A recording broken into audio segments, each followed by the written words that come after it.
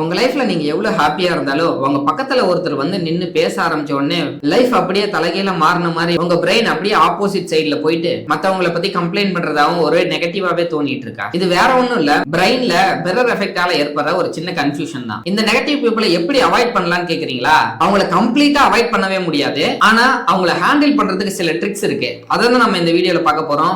This is literature channel. நான் உங்க ஜவஹர். வாங்க வீடியோக்குள்ள போகலாம். இந்த ஒரு 5 ட்ரிக்ஸை யூஸ் பண்ணீங்கன்னா உங்களோட பிரெயின்ல நெகட்டிவிட்டியை ஸ்ப்ரெட் பண்ற பீப்புளை ஈஸியா ஹேண்டில் பண்ணிடலாம். ஃபர்ஸ்ட் திங், நீங்க ஒரு பவுண்டரி செட் பண்ணணும். உங்ககிட்ட பேசுற எல்லார் கூடயும் நீங்க பேசணும், டைம் ஸ்பெண்ட் பண்ணணும்ன்ற அவசியம் கிடையாது. சிம்பிளா சொல்லணும்னா, உங்ககிட்ட யாராவது நெகட்டிவாவோ இல்ல ஏதாவது கம்ப்ளைண்ட் பண்ற மாதிரி பேச வந்தாங்கன்னா, இதை பேசுறதுக்கு எனக்கு விருப்பம் இல்ல, வேற ஏதாவது பேசலாம்னு ஈஸியா டாபிக்கை மாத்திட்டு போயிட்டே இருக்கணும். அது எப்படி மாத்த முடியும்? அவங்க இதை டிஸ்ரெஸ்பெக்ட்ஃபுல் அப்படின்னு நினைச்சு ஃபீல் பண்ணுவாங்கன்னு பாக்குறீங்களா? ஆக்சுவலா இப்படி சொல்றது ஒன்னும் ரூடான விஷயம் கிடையாது. உங்களுக்கு பிடிக்கல அப்படின்றத உங்களுக்கு ப்ரொஜெக்ட் பண்றீங்க, அவ்வளவுதான். அவங்க பேசுறதை கேட்டு உங்க மென்டல் பீஸ் இழக்கிறதுக்கு முன்னாடி அந்த டாபிக் அவாய்ட் பண்றது எவ்வளவு பெட்டர் தானே. The second thing, grey rock method அப்படின்னு ஒரு மெத்தட் இருக்கு. இது என்ன மெத்தட்னா, இது ரொம்ப போரிங்கா இருக்கிற மாதிரி ஆக்ட் பண்ற மெத்தட். அவங்க உங்களை பேசி பேசி ப்ரொவோக் பண்ண ட்ரை பண்ணும்போது நீங்க எந்த ரியாக்ஷனுமே கொடுக்காம இருந்தீங்கன்னா, ஆப்போசிட்ல பேசுறவங்க எதுவுமே ரியாக்ஷன் இல்லைன்னா ஒரு கட்டத்துல ரொம்பவே டயர்ட் ஆயிடுவாங்க. நீங்க எந்த அளவுக்கு அவங்க பேசுறதுக்கு ரியாக்ட் பண்றீங்களோ அந்த அளவுக்கு அவங்க அதிகமா பேசிட்டு தான் இருப்பாங்க. சோ உங்க ரியாக்ஷனை கம்மி பண்ணீங்கனாவே அவங்க பேசுறது ஆட்டோமேட்டிக்கா கம்மி ஆயிடும். The third thing, smart empathy.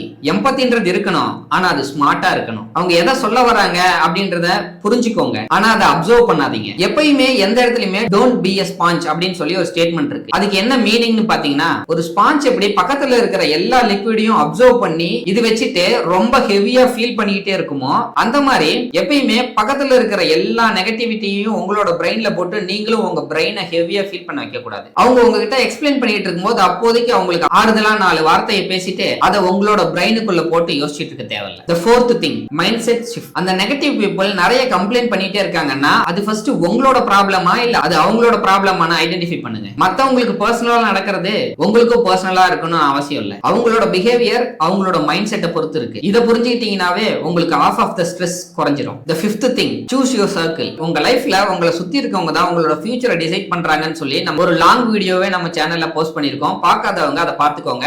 அதை ஷார்ட்டா இங்க நான் எக்ஸ்பிளைன் பண்றேன். நீங்க யார் கூட பேசிட்டு இருந்தாலும் பாசிட்டிவா பேசிட்டு இருக்கீங்கன்னா உங்களோட லைஃப் பாசிட்டிவா மூவ் ஆயிட்டு இருக்கும். நெகட்டிவ் பீப்புள் கிட்ட பேசிட்டு இருந்தீங்கன்னா ஃபுல்லா டிராமேட்டிக்காவும் நெகட்டிவாவும் தான் மூவ் ஆகும். சோ இமீடியட்டா எந்த ஒரு ரிலேஷன்ஷிப்பையும் கட் பண்ண முடியாது. ஸ்லோவா டிஸ்டன்ஸ் மெயின்டைன் பண்ண ஸ்டார்ட் பண்ணுங்க. Please remember this. எல்லாருக்கும் ஹெல்ப் பண்ண ட்ரை பண்ணாதீங்க. ஏன்னா உங்க வாழ்க்கையிலேயே நிறைய சர்ப்ரைஸான பிரச்சனைகள் வரும் நீங்க ஃபேஸ் பண்றதுக்காக. அங்க உங்க எபிலிட்டியை காட்டுங்க. நியூட்டனோட 3rd law லைஃப்ல கூட இம்ப்ளிமெண்ட் பண்ணி பார்க்கலாம். Every action having equal opposite reaction. அதே மாதிரியே நீங்க எந்த அளவுக்கு நெகட்டிவா பேசுறவங்களோட இன்டராக்ட் பண்ணி ரியாக்ட் பண்ணிட்டே இருக்கீங்களோ அந்த அளவுக்கு உங்களுக்குள்ளேயும் ரியாக்ஷன்ஸ் நடந்துகிட்டே தான் இருக்கும். புரிஞ்சிருக்கும்னு நினைக்கிறேன். அப்புறம் நாளைக்கு பார்க்கலாம்.